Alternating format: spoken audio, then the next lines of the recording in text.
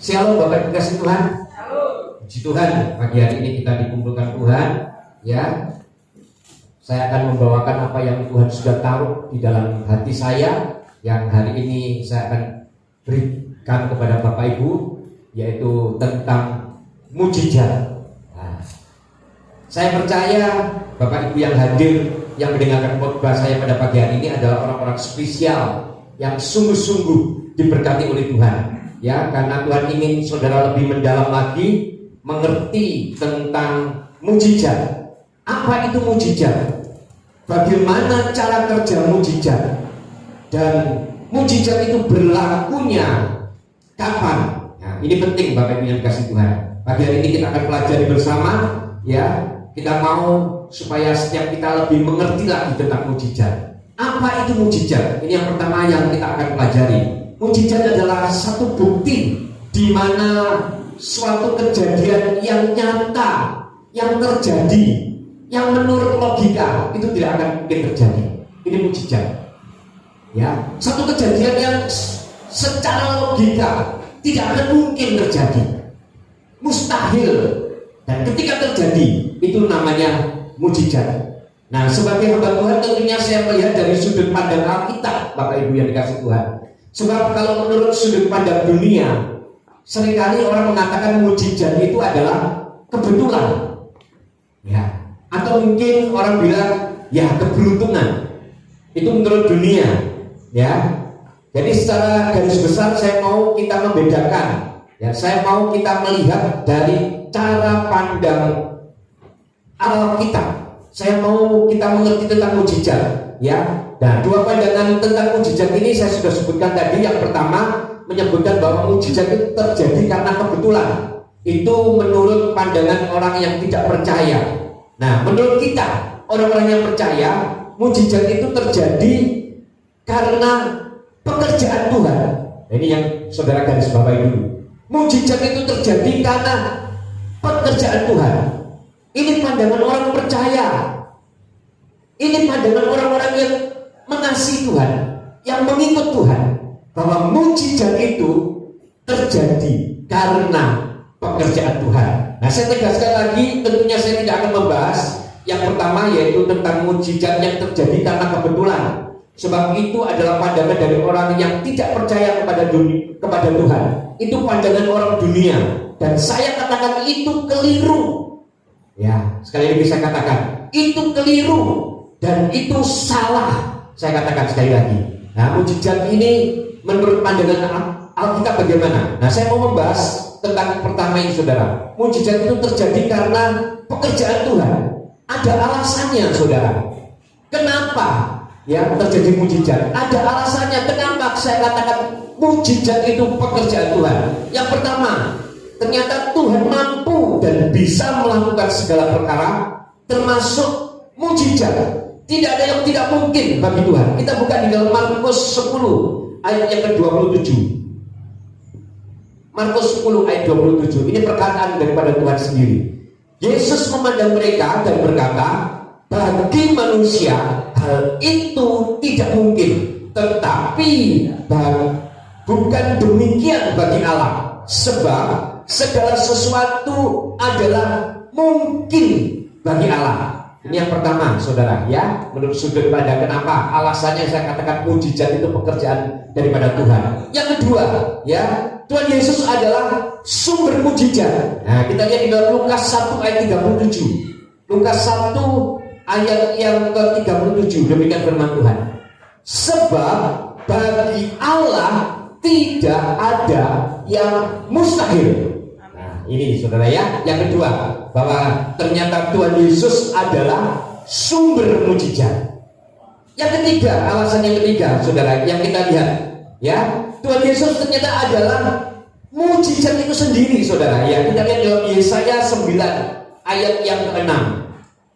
Yesaya 9 ayat yang ke-6. Ya, demikian firman Tuhan. Sebab seorang anak telah lahir untuk kita, seorang putra telah diberikan untuk kita, lambang pemerintahan ada di atas bahunya, dan namanya disebut orang penasihat ajaib, Allah yang perkasa, Bapa yang kekal. Raja damai. Ini yang saya mau tekankan kepada Bapak Ibu. Ternyata Tuhan Yesus adalah sumber mujizat, dan Tuhan Yesus adalah mujizat itu sendiri. Ya, bulan ini adalah bulan di mana kita memperingati mujizat terbesar dalam hidup kita. Bagaimana seorang anak telah lahir, dikatakan di dalam ayat ini, seorang putra telah diberikan kepada setiap kita. Lambang pemerintahan ada di bahunya, dan nama yang disebutkan Penasihat Ajaib, Allah yang perkasa, ya, Bapa yang kekal, Raja damai. Ini yang harus kita tahu, saudara. Nah, saya mau kita kembali melihat, saudara. Saya mau bawa lagi. Sekarang cara kerja mujizat bagaimana? Cara kerja mujizat bagaimana? Karena kita tahu ternyata mujizat itu sumbernya daripada pekerjaan Tuhan. Alasannya karena kita tahu, dan sudah sebutkan tadi satu persatu, bahwa ternyata Tuhan mampu melakukan segala perkara. Tuhan Yesus adalah sumber mujizat, dan Tuhan Yesus ternyata adalah mujizat itu sendiri. Makanya layak kalau mujizat itu adalah pekerjaan daripada Tuhan. Amin. Ini yang pertama, saudara. Nah, kita mau lihat cara kerja mujizat. Cara kerja mujizat. Yang pertama, saudara, saya mau kasih tahu, mujizat itu terjadi karena 100% atau 100% inisiatif atau pekerjaan daripada keinginan daripada Tuhan. Kita lihat dalam Mazmur 139 ayat yang ke-14. Mazmur 139 ayat yang ke-14. Nah, demikian firman Tuhan. Aku bersyukur kepadamu, di sini berbesar, saudara, oleh karena kejadianku dahsyat dan ajaib. Ajaib apa yang kau buat, dan jiwaku benar-benar menyadarinya. Salah satu contoh daripada pekerjaan Tuhan, mujizat yang karena terjadi 100% keinginan Tuhan, adalah kejadian saudara dan saya. Mujizat 100% yang Tuhan kerjakan dan dilandasi karena keinginan Tuhan, itu karena menciptakan saudara dan saya. Dan firman Tuhan ini mengatakan ternyata kejadian saudara dan saya adalah kejadian yang dahsyat, kejadian yang luar biasa. Saudara itu bukan diciptakan asal-asalan, mungkin asal comot gitu aja, saudara. Tidak. Tuhan kita ini menciptakan kita ini dengan penciptaan yang sangat-sangat luar biasa, sangat teliti. Dan bahkan di dalam kitab Mazmur ini mengatakan bahwa ternyata kejadian kita ini adalah dahsyat dan ajaib. Berarti sesungguhnya saudara-saudara dan saya ini adalah ciptaan Tuhan yang Tuhan memang ciptakan 100% karena keinginan Tuhan. Kalau sudah seperti itu, saudara, pantaskah kita mungkin memperkatai orang lain, atau mungkin kita membuat orang lain tersinggung, atau istilahnya kita menjelek-menjelekan orang lain? Karena ternyata sesama kita ini adalah ciptaan Tuhan, ciptaan Tuhan yang dijadikan oleh Tuhan. Dan saya katakan sesama ciptaan Tuhan tidak boleh saling menghina. Amin. Sesama ciptaan Tuhan tidak boleh saling menyakiti. Amin.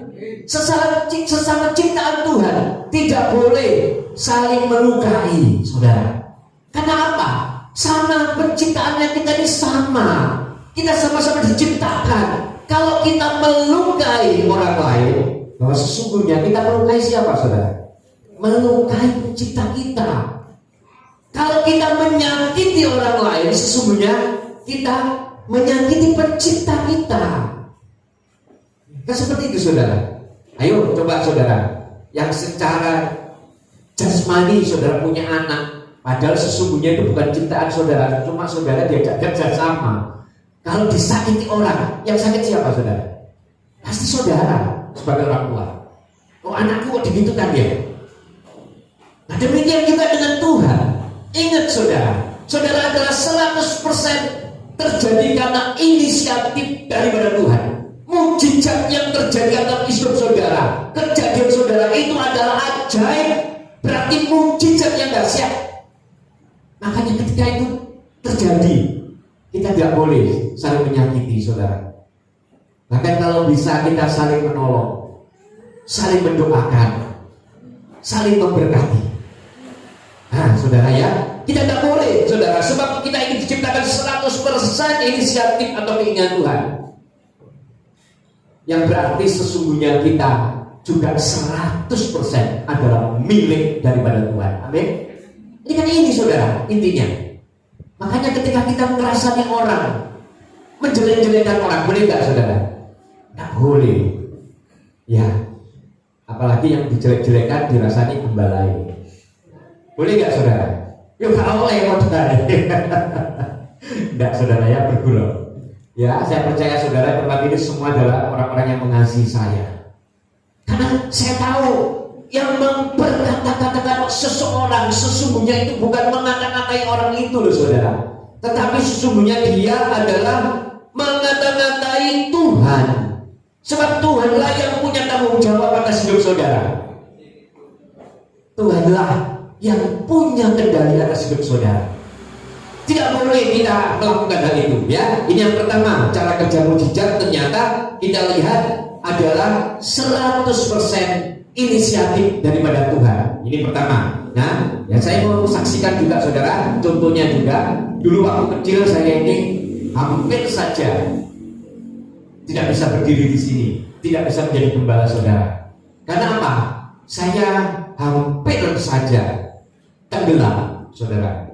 Tenggelam. Dan itu merupakan satu trauma yang besar buat saya, saudara. Kalau di air gak berani kepala masuk ke dalam, berani sebentar tapi tidak berani lama, karena hidungnya sepertinya sudah plong gitu, saudara. Air itu langsung mantap ke atas. Saya tidak bisa nutup ini, saudara. Karena kejadian pada waktu itu saya masih kecil, kira-kira masih SD kelas 6 atau apa gitu. Saya pernah berangkat ke salah satu pemandian.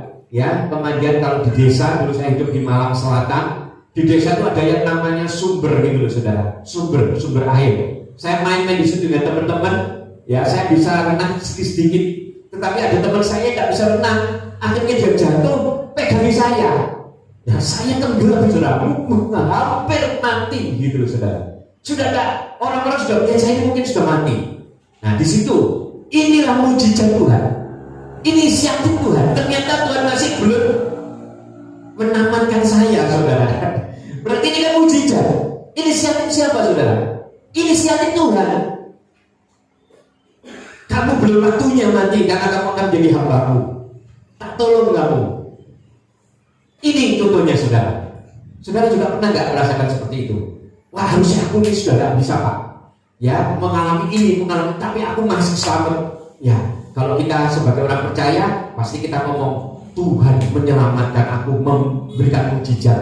Tapi kalau kita gak elit, sudah jadi orang Kristen, tapi merasa kita masih keduniawian, kita pasti ngomong, untunglah aku, untung kamu tidak sampai mati.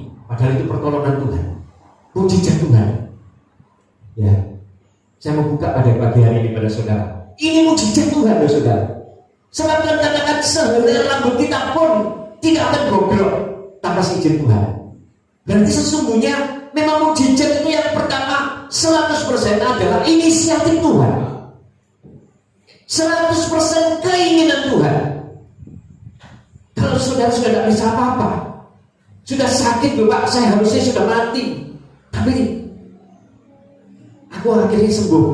Nah, ini mujizat daripada Tuhan. Tuhan masih inginkan saudara untuk sembuh. Yang kedua sekarang, saudara, ya, kita lihat yang kedua, mujizat itu terjadi karena apa, saudara? Kita lihat mujizat terjadi karena adanya kerjasama antara Tuhan dan saudara. Mujizat itu bisa terjadi karena adanya kerjasama antara Tuhan dan saudara, aku dengan saya. Ada kerjasama gitu, saudara, ya. Kita lihat contohnya di dalam Alkitab di 2 Raja-Raja 5 ayat yang ke-14. 2 Raja-Raja 5 ayat yang ke-14. Nah, kita lihat, saudara, di sini adalah cerita tentang seorang panglima yang namanya Naaman. Ya, saya akan ceritakan dulu, saudara, ya. Saya akan bacakan dulu ayat yang ke-14. Maka turunlah ia membenamkan dirinya 7 kali dalam sungai Yordan, sesuai dengan perkataan abdi Allah itu. Lalu pulihlah kembalilah tubuhnya kembali seperti tubuh seorang anak, dan ia menjadi tahir. Lihat saudara, Naaman seharusnya dia tidak akan mengalami kesembuhan kalau dia tidak bekerja sama dengan Tuhan. Dia datang kepada Elisa, seorang abdi Allah. Dia inginkan kesembuhan, tetapi ketika abdi Allah itu mengatakan, ya wes, kamu ke sungai Yordan, kamu tenggelamkan dirimu 7 kali, maka kamu akan sembuh. Tapi apa yang dilakukan Naaman waktu itu? Dia mengatakan, percuma, ngapain aku jauh-jauh ke sini?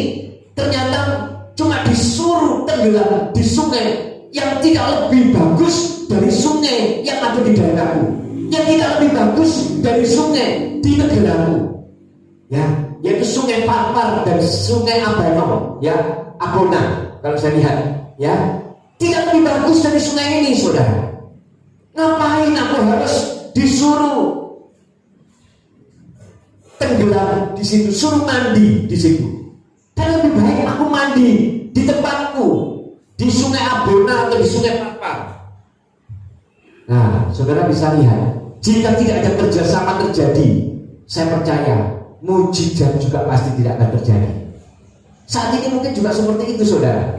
Ketika Tuhan inginkan kerjasama, ketika kita membutuhkan mujizat, Tuhan inginkan kita kerjasama, saudara masih tidak mau. Ngapain? Kalau Tuhan menyarankan saudara mungkin, oh kalau kamu ada sesuatu, kepingin mujizat, ya cari Tuhan, bekerja sama dengan Tuhan. Saudara akan mengatakan, ngapain? Aku kan masih punya Parpar, masih punya Abona. Apa itu, saudara? Masih punya pemikiran, aku masih pinter kok, masih punya harta. Nah, ini adalah merupakan sesuatu yang mengganjal untuk terjadinya mujizat. Ketika saudara masih mengandalkan yang namanya Abona dan Parpar ini, sulit Tuhan untuk bermujizat atas hidup saudara. Abona dan Parpar ini menggambarkan mungkin kepintaran saudara, harta saudara, seolah-olah kepintaran saudara. Saudara merasa tidak perlu Tuhan, tidak perlu kerjasama. Ngapain? Aku masih punya ini, tapi mau persoalannya selesai, mau apa yang menjadi kendala dalam hidupnya terselesaikan. Nah, ini hati-hati, saudara, hati-hati. Ketika Tuhan ternyata inginkan kita kerjasama, ingin diberkati, mungkin ingin disembuhkan, ingin dipulihkan, tetapi tidak mau cari Tuhan, tidak mau cari sungai Yordan, tidak mau cari Tuhan. Lebih baik dia pikir, lebih baik aku mencari Abana ataupun Parpar. Hati-hati, saudara, mujizat tidak akan terjadi karena Tuhan mau kerjasama. Ya, ini yang kedua. Ya, ini yang kedua. Yang ketiga sekarang, saudara, mujizat itu terjadi karena apa? Ternyata di dalam tulisan saya yang ketiga dikatakan mujizat terjadi karena kita yang terus mencari, meminta, dan seolah-olah Tuhan menunggu kita. Ini yang saya mau jelaskan kepada saudara supaya kita mengerti dengan baik, saudara, ya. Kita ini mencari, kita terus mencari, kita terus meminta, kita terus berdoa, tetapi seolah-olah Tuhan itu cuma menunggu dan pasif. Seolah-olah kita ini sudah berdoa loh Pak, aku sudah mencari loh Pak, aku sudah berusaha untuk terus setia, tetapi mujizat masih belum terjadi. Seolah-olah Tuhan pasif. Nah, saya mau kasih tahu pada saudara, ini yang ketiga, saudara, ya. Kita lihat di dalam Mazmur 74 ayat yang ke-9. Mazmur 74 ayat yang ke-9. Oh, saudara lihat, ini yang terjadi. Ya, seorang pemazmur Bani Asaf ini mengatakan seperti ini, tanda-tanda tidak kami lihat. Wah, gelap gulita, saudara, petang dedet, tidak ada harapan, ya, semuanya buntu, tidak ada lagi nabi, dan tidak ada di antara kami yang mengetahui berapa lama lagi penderitaanmu, berapa lama lagi sakitku, berapa lama lagi persoalan masalah harus aku tanggung. Lihat, saudara, ini ini jenis yang ketiga. Berapa lama lagi Tuhan aku selesai? Pertandingan kehidupanmu ini memang terjadi terus. Persoalan masalah memang ada, tetapi seolah-olah terus terjadi. Berapa lama lagi Tuhan? Kok gak ditolong-tolong ya Tuhan? Seolah-olah Tuhan itu pasif, saudara. Tuhan itu diam. Ini yang ketiga, saudara. Ya, saudara perhatikan. Ini mujizat ini seolah-olah jauh dari kehidupan dia. Mujizat ini seolah tidak terjadi, saudara. Ya, menderita. Berapa lama lagi Tuhan? Sakit pun tidak sembuh-sembuh, bahkan tidak ada tanda-tanda melihat kesembuhan. Tambah semakin parah sakitku Tuhan. Kau tidak sembuh-sembuh ya Tuhan. Ekonomiku kau ya seperti itu, tidak sembuh-sembuh. Kau tambah parah ya Tuhan. Persoalanku ya kau seperti itu Tuhan, tambah ruwet, tidak selesai-selesai. Saudara lihat, Tuhan tetap ingin saudara mencari Dia. Karena ini loh saudara, ketiga mujizat yang saya sebutkan ini, mujizat ketiga ini, seolah-olah Tuhan pasif. Tuhan tidak berbuat apa-apa. Saudara yang mencari Tuhan sungguh-sungguh, saudara yang dengan segenap hati mencari terus. Tapi seolah-olah Tuhan jauh, tidak mengerti, tidak menolong, tidak memberikan mujizat. Saya mau kasih tahu saudara, ya, Tuhan inginkan kita terus mencari Dia, kita terus meminta, kita terus menunggu, kita terus berdoa kepada Dia. Nah, akhirnya kalau kita lihat di dalam Mazmur 75 ayat yang pertama, ya, Mazmur 75 ayat pertama, ya, saudara lihat ini. Untuk pemimpin biduan menurut lagu, jangan memusnahkan Mazmur asal, nyanyian. Ya, kami bersyukur kepadamu ya Allah, kami bersyukur, dan orang-orang yang menyerukan namamu menceritakan perbuatanmu yang ajaib. Ya saudara, pada akhirnya kalau kita lihat daripada Mazmur 74 itu, di mana Bani Asaf ini mengeluarkan bagaimana dia ini mengalami begitu penderitaan yang luar biasa, seolah-olah Tuhan pasif, seolah-olah Tuhan diam. Ternyata di dalam Mazmur 75 dia bersyukur kepada Tuhan. Kenapa? Karena dia tetap mencari Tuhan, karena dia tetap berdoa kepada Tuhan, karena dia tetap menyerukan nama Tuhan. Apakah di sini juga ada yang seperti itu, saudara? Mari kita tetap mencari Tuhan, kita tetap menyerukan nama Tuhan, walaupun kelihatannya seolah-olah semuanya itu gelap, tidak ada terangnya sama sekali, gelap. Kok sepertinya ini jauh ya Tuhan? Aku sudah mencari Engkau loh Tuhan, sudah dengan sungguh-sungguh loh Tuhan, bangun pagi masih ngantuk-ngantuk sudah bangun ibadah mencari Tuhan, jauh-jauh datang mencari Tuhan, tetapi mujizatmu kok belum terjadi ya Tuhan. Saya mau katakan kepada saudara, tetaplah mencari Tuhan, tetaplah mencari Tuhan, tetaplah berdoa kepada Tuhan. Pertolongan Tuhan itu pasti terjadi atas seluruh saudara. Mazmur Asaf ini menceritakan seperti itu.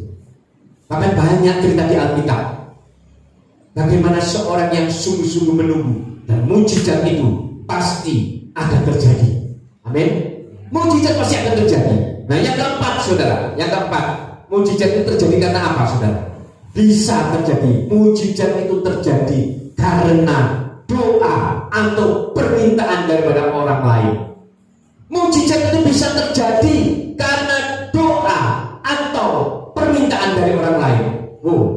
Jadi ibaratnya saudara itu didoakan, terus tiba-tiba terjadi mujizat, itu bisa. Ya, ada orang sakit didoakan, tiba-tiba orang sembuh. Ada yang berdoa memohon kepada Tuhan, dan Tuhan mengabulkan doanya. Dan di Alkitab ada saudara. Saya bukan sekedar ngomong, ya. Nah, kita lihat di dalam Bilangan 12 ayat yang ke-13. Ini bercerita tentang Musa.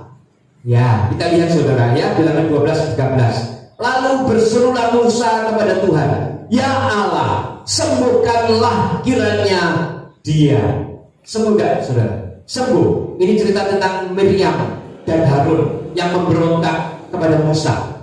Ya, dia mengalami kusta. Tuhan ngamuk kepada kedua orang ini, saudara, karena mengata-ngatai Musa, ya, ngerasani Musa di belakang.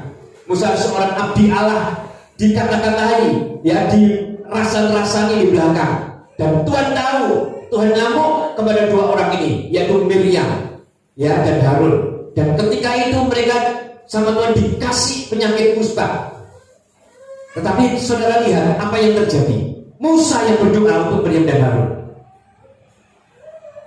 Ini yang artinya memang mujizat itu bisa terjadi ketika saudara mendoakan orang. Ketika saudara meminta kepada Tuhan dengan sungguh-sungguh, mungkin saudara juga melakukan doa dengan puasa mungkin untuk orang lain. Saudara meminta dengan sungguh-sungguh untuk orang lain. Orang lain itu mengalami mujizat dari doa saudara. Bisa. Karena ini ada contohnya, saudara. Ya. Bahkan kalau kita lihat sekali lagi, saudara, juga ada di dalam Kejadian 25 ayat 21. Kejadian 25 ayat 21. Demikian firman Tuhan. Berdoalah Ishak kepada Tuhan untuk siapa, saudara? Istrinya. Sebab istrinya itu mandul-dul. Ya, saya minta maaf ini. Ya, Tuhan mengabulkan doanya sehingga Ribka istrinya itu mengandung. Ini doa yang disampaikan oleh seseorang yang lain untuk istrinya. Dia doakan untuk orang lain. Terjadi nggak, saudara? Terjadi. Padahal Alkitab ini sudah menulis dengan tegas kalau sesungguhnya Ribka tidak bisa punya anak. Tetapi karena doa daripada seorang suami, doa dari orang lain, mendoakan, bisa terjadi loh, saudara, mujizat. Saudara ada masalah, saudara ada sakit mungkin, didoakan oleh orang lain, bisa terjadi mujizat, saudara. Makanya juga gak salah kalau saudara minta doa kepada seorang hamba Tuhan. Ya, minta didoakan gak salah. Cuma kadang-kadang banyak yang dipelintir, banyak yang ngomong, ya kan? Banyak yang ngomong, berdoa sendiri, memang bisa berdoa sendiri, tapi gak salah juga minta berdoa, didoakan oleh hamba Tuhan, didoakan juga dengan orang lain, gak salah. Karena pekerjaan mujizat ini seperti tadi yang saya katakan, saudara, bisa terjadi juga ketika kita ini berdoa untuk orang lain dan orang lain itu mengalami mujizat. Ini mujizat yang terjadi. Jadi sekali lagi saya mau katakan kepada saudara, ya, saya jelaskan kepada saudara, ya, tidak salah kita meminta doa kepada siapapun, termasuk juga kepada hamba Tuhan. Sebab doa yang tulus yang dinaikkan, doa yang sungguh-sungguh yang dinaikkan, doa yang dengan segenap hati, yang tentunya orang yang berdoa itu punya hubungan yang pribadi dengan Tuhan. Saya percaya mujizat pasti terjadi dan bisa terjadi. Bahkan kalau kita lihat, saudara, ya silakan Mas Egi. Bahkan kalau kita lihat, saudara, ada satu contoh di dalam firman Tuhan. Di dalam 2 Tesalonika 3 ayat 1, seorang yang sangat luar biasa yang bernama Paulus. Kita lihat, saudara, ya, 2 Tesalonika 3 ayat 1. 2 Tesalonika 3 ayat 1. Demikian firman Tuhan.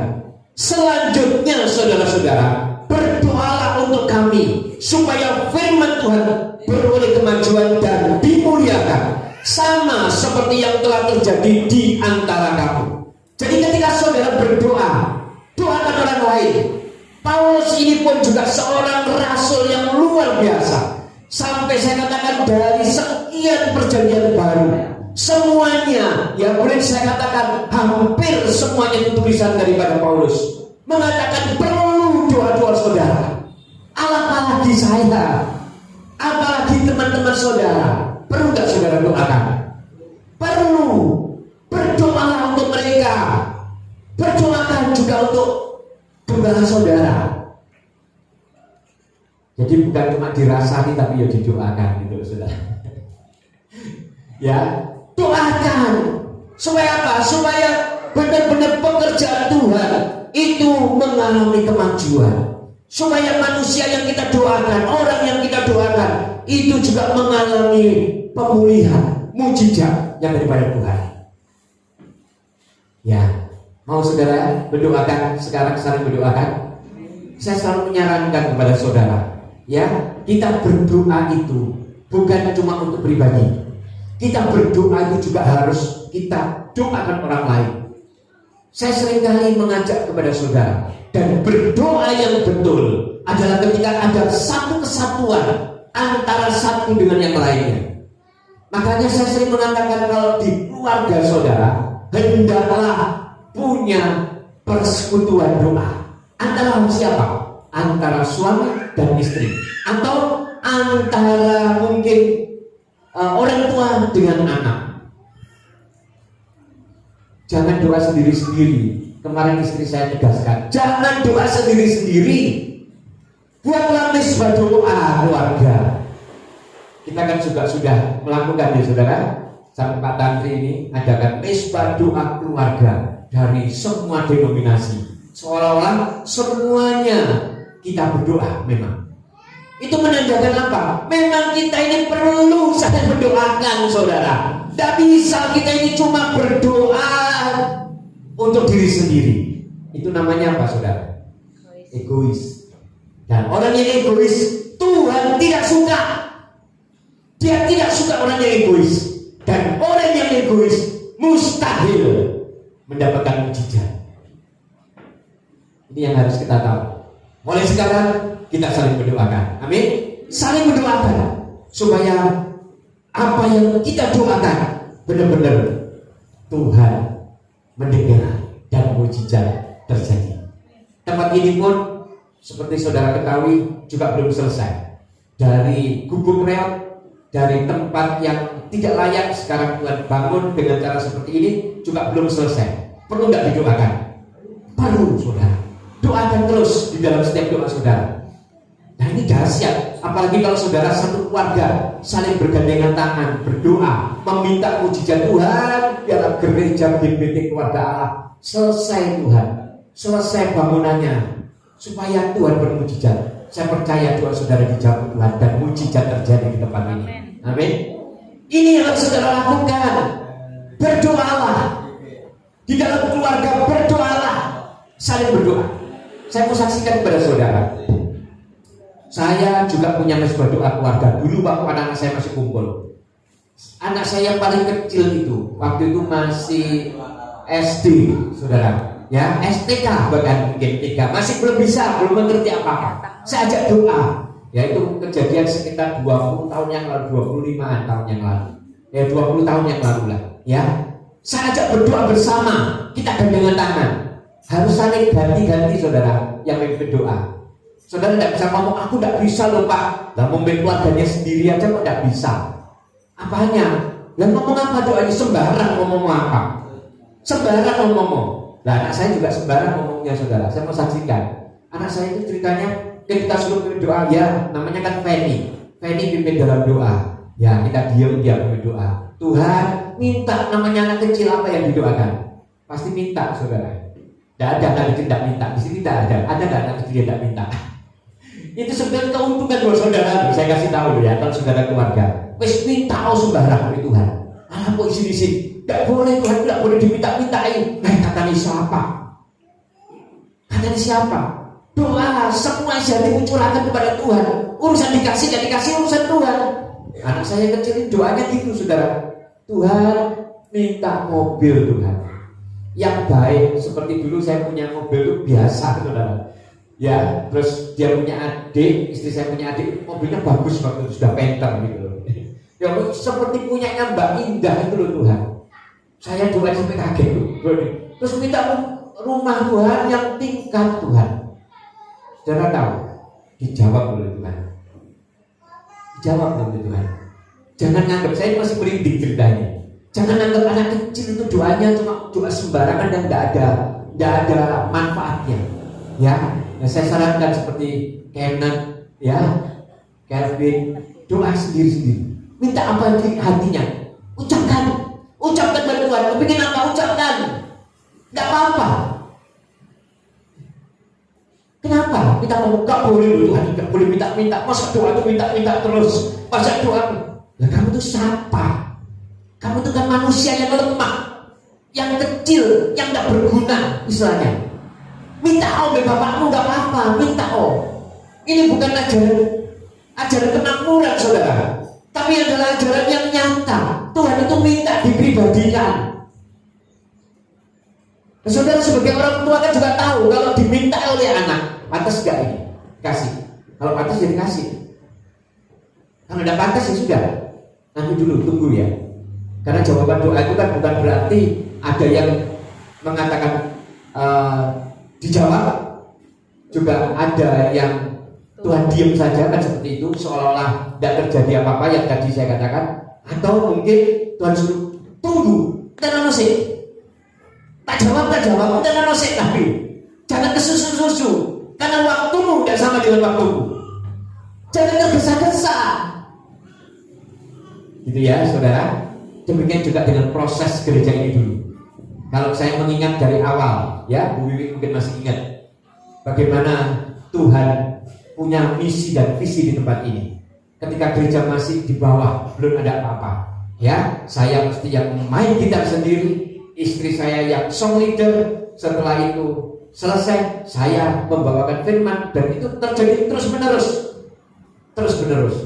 Tetapi puji Tuhan, sekarang Tuhan sudah atur dengan luar biasa.